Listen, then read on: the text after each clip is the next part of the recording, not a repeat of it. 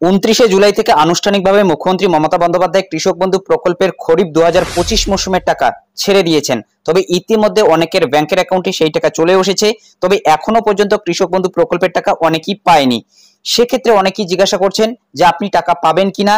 আপনি কিন্তু স্ট্যাটাসের মাধ্যমেই জানতে পারবেন যে আপনি টাকা পাবেন কিনা। তো আজকের এই ভিডিওর মাধ্যমে জানিয়ে দিচ্ছি কোন স্ট্যাটাস থাকলে আপনি বুঝবেন যে আপনি টাকা পাবেন না। এর জন্য আপনাকে কোথায় যোগাযোগ করতে হবে, তাছাড়াও মোবাইলের মাধ্যমে কোনো কিছু করলে হবে কিনা, বিস্তারিত জানার জন্য ভিডিওটি প্রথম থেকে শেষ পর্যন্ত কন্টিনিউ করুন।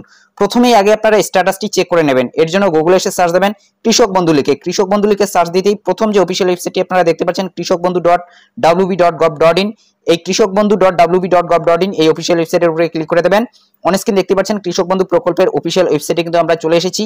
বেশ কিছুদিন ধরে কিন্তু অফিসিয়াল ওয়েবসাইটের মাধ্যমে স্ট্যাটাস চেক করা যাচ্ছিল না, তবে বর্তমানে আপনি কিন্তু স্ট্যাটাস চেক করতে পারবেন। এখানে সেকেন্ড নম্বরে একটি অপশন দেখতে পাচ্ছেন নথিভুক্ত কৃষকের তথ্য। এই নথিভুক্ত কৃষকের তথ্যের উপরে ক্লিক করে দেবেন।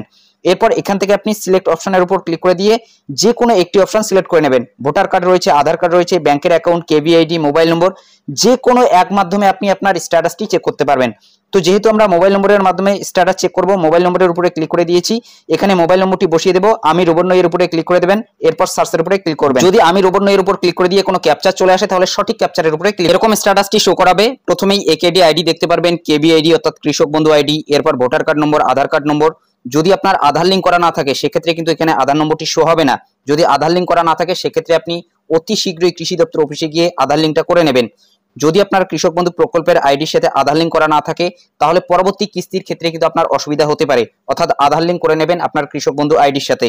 এখানে আপনার নাম দেখতে পারবেন, ডিস্ট্রিক্ট, ব্লক, গ্রাম পঞ্চায়েত, ভিলেজ, এবং এই স্ট্যাটাসের জায়গায় দেখে নেবেন যাতে অ্যাপ্রুভ লেখাটি থাকে। যদি এখানে পেন্ডিং থাকে এবং যদি আপনি নতুন আবেদনকারী হয়ে থাকেন সেক্ষেত্রে আপনাদের অপেক্ষা করতে হবে। এবং যারা পুরনো আবেদনকারী রয়েছেন অথবা আগে থেকেই টাকা পেয়ে আসছেন এখানে কিন্তু আপনারা দেখতে পারবেন অ্যাপ্রুভ লেখাটি থাকবে। এবং যাদের এই কিস্তির টাকাটা ইতিমধ্যেই ব্যাংকের অ্যাকাউন্টে চলে এসেছে তারা কিন্তু এখানে দেখতে পারবেন ট্রানজেকশন সাকসেস এই লেখাটি থাকবে। যদি এই ট্রানজেকশন স্ট্যাটাসের ঘরটাতে দেখতে পারেন ফাঁকা হয়ে গিয়েছে অর্থাৎ ফাঁকা রয়েছে, সেক্ষেত্রে বুঝে নেবেন যে আপনি এই কিস্তির টাকাটি কিন্তু আপাতত পাবেন না। এর জন্য আপনাকে কৃষি দপ্তর অফিসে যোগাযোগ করতে হবে। আপনার যে ভোটার কার্ড, আধার কার্ড, জমির তথ্য রয়েছে সেগুলো নিয়ে আপনি কৃষি দপ্তর অফিসে যোগাযোগ করবেন। হয়তো আপনার ভেরিফিকেশন বাকি রয়েছে, ভেরিফিকেশনের কারণে কিন্তু আপনি এই কিস্তির টাকাটি পাননি অথবা আপনার টাকাটি কিন্তু আটকে গিয়েছে।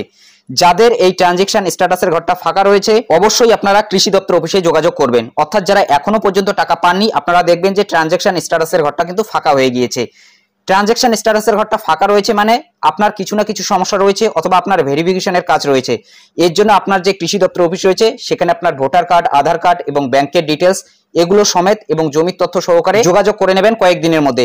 এবং যদি আপনি যোগাযোগ করেন সেক্ষেত্রে আপনার সেখানে কিন্তু ভেরিফিকেশন হবে এবং ভেরিফিকেশনের পর যদি আপনি একজন সঠিক উপভোক্তা হয়ে থাকেন তাহলে পরবর্তীতে এই কিস্তির টাকাটি কিন্তু আপনি পেয়ে যাবেন। অর্থাৎ যাদের ট্রানজেকশন স্ট্যাটাসের ঘরটা ফাঁকা হয়ে আছে তারাই কিন্তু এখনো পর্যন্ত টাকা পায়নি, এবং যাদের ইতিমধ্যেই ব্যাংকের অ্যাকাউন্টে টাকা চলে এসেছে তাদের কিন্তু এখানে ট্রানজেকশন সাকসেস এই লেখাটি শো হচ্ছে। মূলত বুঝতেই পারছেন যাদের ট্রানজেকশন স্ট্যাটাসের ঘরটা ফাঁকা হয়ে গিয়েছে আপনারা কিন্তু কৃষি দপ্তর অফিসে যোগাযোগ করবেন।